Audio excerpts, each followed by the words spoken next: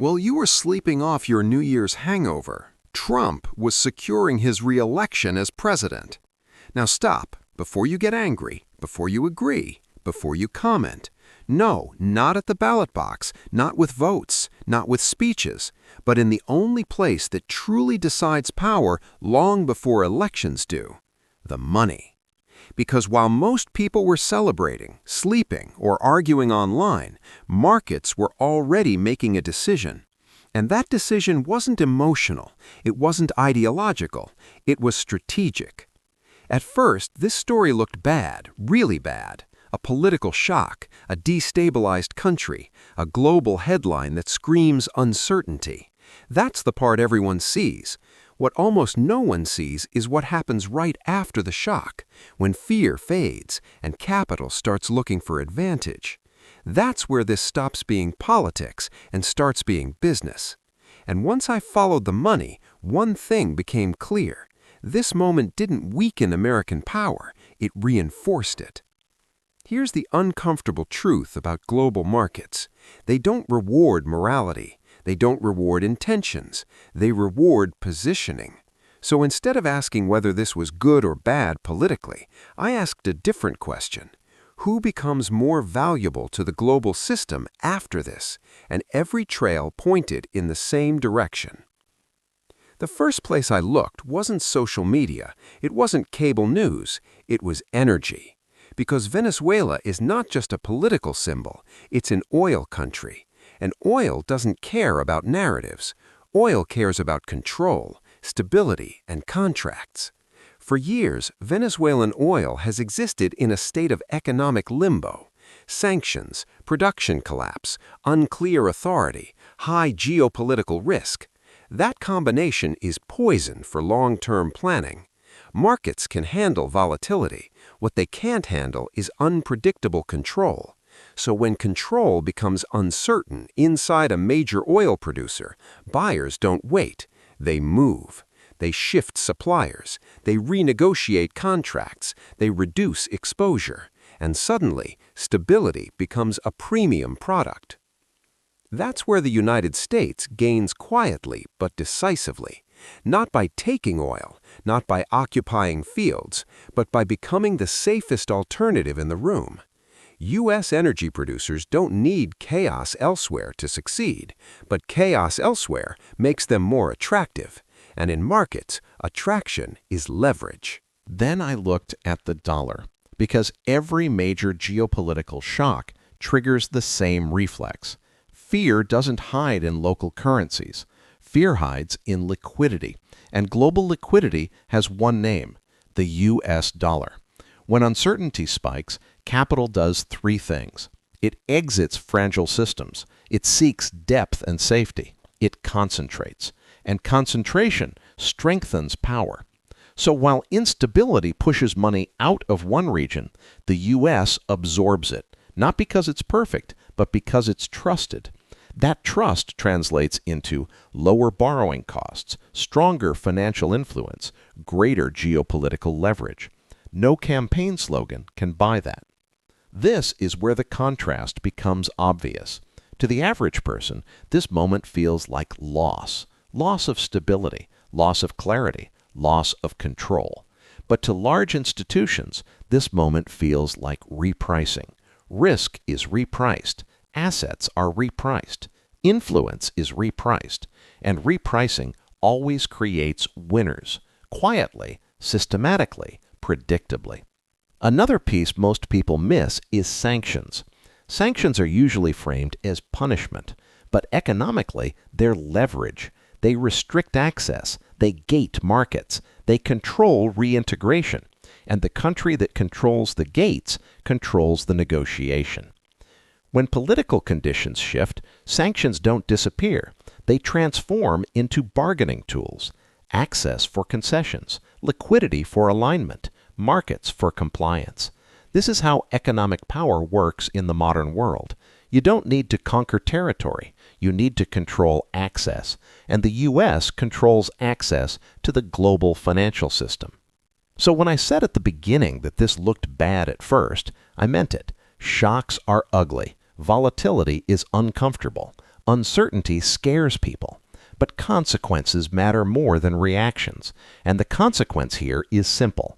Capital once again chose the same center of gravity. This is why I opened the video the way I did, because when markets perceive strength, stability, and advantage, political momentum follows. Not instantly, not magically, but structurally. Economic confidence shapes narratives. Narratives shape sentiment. Sentiment shapes elections. This isn't about guaranteeing outcomes. It's about understanding why markets start believing in them. Most people will remember this moment as breaking news.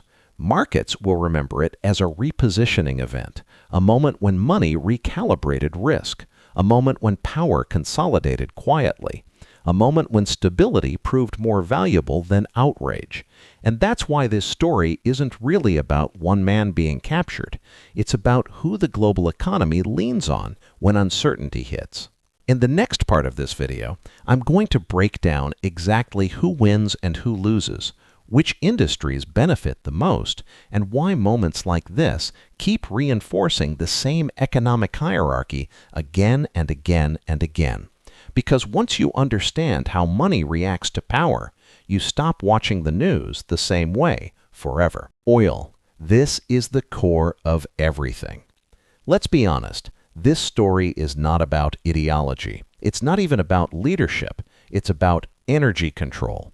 Venezuela holds some of the largest oil reserves on the planet, but for years, those reserves have been economically useless. Why? Because oil is not valuable just because it exists. It's valuable when it can be extracted consistently, exported legally, sold predictably, insured and financed. And under Maduro, Venezuelan oil failed at all four. That created a permanent risk discount. When Maduro was captured, oil markets didn't celebrate. They recalculated. Because uncertainty doesn't stop oil demand. It reshapes supply chains. Refineries don't wait. Traders don't hope. Energy buyers move immediately. And when Venezuelan supply becomes unreliable, the market looks for substitutes. Who benefits from that shift? Not Venezuela, not short term. The beneficiaries are U.S. shale producers, U.S.-aligned oil exporters, energy trading firms operating in dollars. Every barrel not coming reliably from Venezuela has to come from somewhere else, and increasingly that somewhere else is aligned with U.S. interests.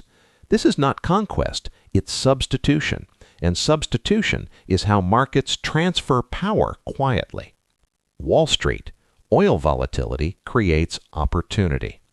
Now we connect oil to Wall Street. Oil volatility creates trading volume, hedging demand, pricing inefficiencies. That's oxygen for financial institutions. Energy desks don't fear instability. They monetize it. Banks, funds, and commodity traders position themselves around future spreads, options volatility, energy equities. Retail investors panic. Institutions arbitrage. This is where money is made. Gold versus oil. Short-term fear versus long-term power. Here's a critical contrast. Gold reacts to fear. Oil reacts to control. After the shock, gold absorbs emotional uncertainty. Oil reflects structural changes. Gold spikes because people are scared. Oil reprices because supply chains change. That's why gold is temporary protection, but oil determines geopolitical leverage, and leverage favors whoever controls alternative supply. Venezuelan companies, energy without access is worthless. Inside Venezuela, the consequences are brutal. Energy companies face legal paralysis, frozen contracts, capital flight, talent exodus. Oil infrastructure without financing is dead weight. No insurance, no credit, no partners. Even non-energy businesses collapse because oil is the backbone of the economy. When oil stalls, everything stalls. Global economy. Energy risk gets repriced. Energy importing nations diversify suppliers, pay higher risk premiums, strengthen strategic reserves. Energy exporting nations aligned with the U.S. gain negotiating power. The global economy absorbs the shock, but it does so unevenly, and uneven absorption always benefits the center. Russia and China. Energy leverage weakens. Now the strategic consequence. Russia and China lose something subtle but important. Not oil itself, influence. Venezuela was an energy partner, a geopolitical ally, a pressure point against U.S. dominance. Instability weakens that axis. Russia dislikes unpredictability in long-term energy deals. Russia dislikes losing leverage near U.S. influence zones.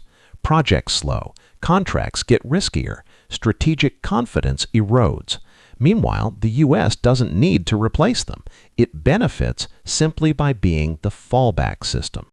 The final contrast. Here is the contrast that explains everything. To the public, this looks like chaos. To oil markets, it looks like redistribution. To headlines, it's a crisis. To energy flows, it's a reroute. And reroutes decide power. Why this benefits the U.S. most? Because the U.S. controls dollar-denominated oil trade, energy financing, insurance, and legal frameworks. Oil may come from many places, but it is priced, insured, and settled through systems the U.S. dominates. That's the advantage. Not force, not occupation, infrastructure control. So, when I said at the beginning that this moment strengthens the U.S., this is why. Because oil doesn't follow ideology, it follows systems. And when systems shake, money flows back to the same center. What you just watched wasn't an isolated event. It was one move in a much bigger game. Because global markets don't react to countries, they react to decisions. And very often, the decisions of just two people are enough to move the economy of an entire planet. If you want to understand what's coming next, not from headlines, but from money, power, and incentives, make sure you subscribe to this channel. Bank it up. Most people who watch these videos aren't subscribed, and that's exactly how they miss what happens before the world reacts. If this video helped you see things differently, hit like. And if you know someone who still thinks global events don't affect their money, share this video with them, because the next decision that moves the world won't wait for anyone to catch up. I'll see you in the next one.